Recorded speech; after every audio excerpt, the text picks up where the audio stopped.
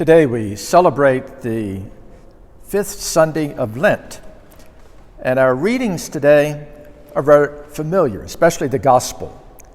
It is Jesus raising Lazarus, his good friend, from the dead. And the Gospel today reminds me of an old hymn written back in the 19th century. I have no intention of singing that hymn.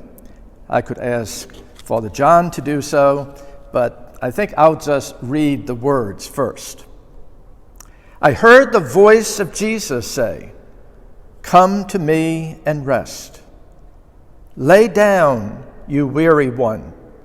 Lay down your head upon my breast."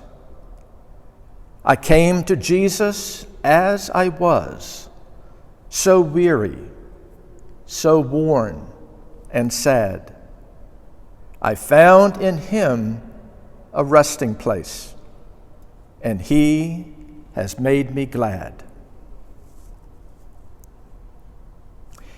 Today's gospel story we have heard many times.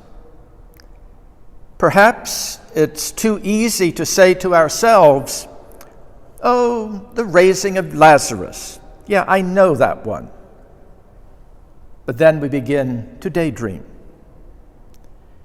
But the story of Lazarus is a very rich one with more details of Jesus' intimate life, his feelings, his friendships than any other. Also, within this story are hints of three elements we need for salvation. Three necessary ingredients, if you will, of the Christian life. The first element is grace. It's the call, God making God's presence known to us. Jesus calls Lazarus to come out, and just so, each of us is called by God to come out of our tombs, to come out of the tomb of our habits of sin, to come out of the tomb of anxiety and despair, to come out of the tomb of loneliness, greed, drudgery, a life devoid of meaning or substance, to come out of the tomb that forces us to live small and sacred, not so much sacred as also scared, hardly daring to wonder what else might be available to us, to come out of the tomb whatever keeps us from living a free, productive, joy-filled life. Yes, and these times that we are in now, they're very scary days. And I think we need to come out of our tombs, to come out of the tomb of darkness, of hopelessness, of fear and anxiety, because I think most of us are experiencing some of those qualities. Come out, Jesus says. Come out, and I am here with you. I am bringing you out of the tomb, and my presence will be with you. And so that first element is grace. The second element is will. And will is our response to God's call. Sometimes the call is like the verse from the hymn that I read at the beginning of this homily. A call to rest our weary heads, to let go of what burdens us. But sometimes it's a call like Lazarus received. He was dead, weary unto death, bruised by death. And he was finally resting And yet, in response to Jesus' call, he gets up off that cold stone slab, still wrapped in burial cloths. And then he makes his way out of the darkness and into the light. We don't know if Lazarus had mixed feelings about facing life, knowing that someday he would have to die again. We don't know if he had to think twice before answering the call. We do know that sometimes it's hard to just get off the couch.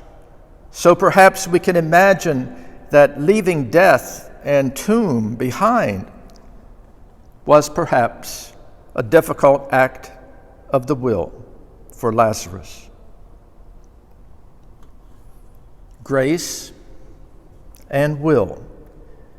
These two elements are about our relationship with God. But there is, I think, a third element, and one that I find fascinating. Jesus had raised a man from the dead. He had power. He could have just snapped his fingers to make those burial cloths disappear.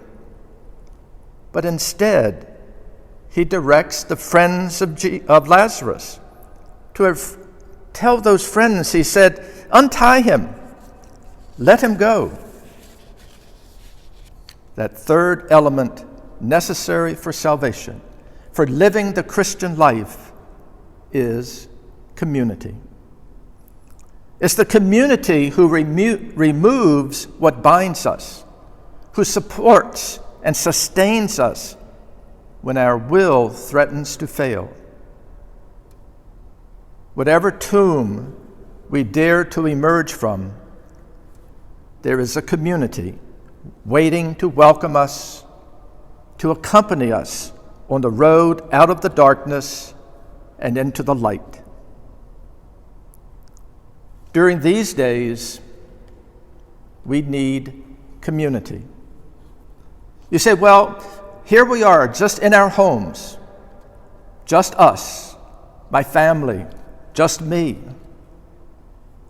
But yet, there is still that need for community.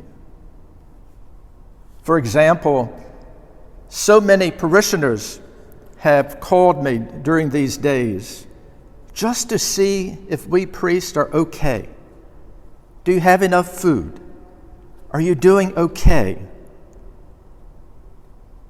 And then there are those who have reached out on Monday mornings to the homeless, prepared lunches so that they too, the homeless, would have at least something to eat.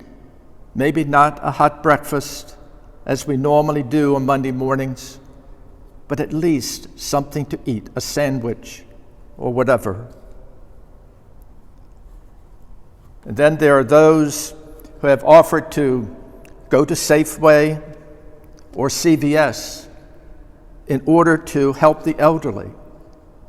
Those who have called us and said, if you know of anyone who needs help, call us.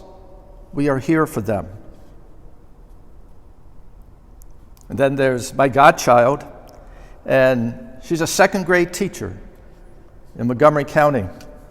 She loves her children, and she is now writing to them, mailing them cards, and calling them, and then trying to get them together on a conference call, if at all possible, so that then she can read to them or to do a lesson with them. All of these are examples of community, of what it means for us right now, because we too, we can at least make a call to a friend, a family member, and just to say, hello, how are you? And praying for you. On this fifth Sunday of Lent, there are also people who are preparing to begin a new relationship with our Christian community.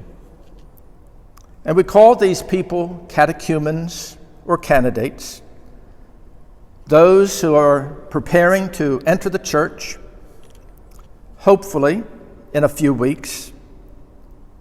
And they witness to us the need of community. And not just the need, but the desirability, the attractiveness of the Christian community to those who have been alone for so long. And so we have it, the three elements: grace, will, and community. Three elements of the Christian life, summed up in this familiar but ever new story of the raising of Jesus. My friends, during these days, remember those elements. Remember how they apply to us. And my friends, please, be safe, take care, and God bless.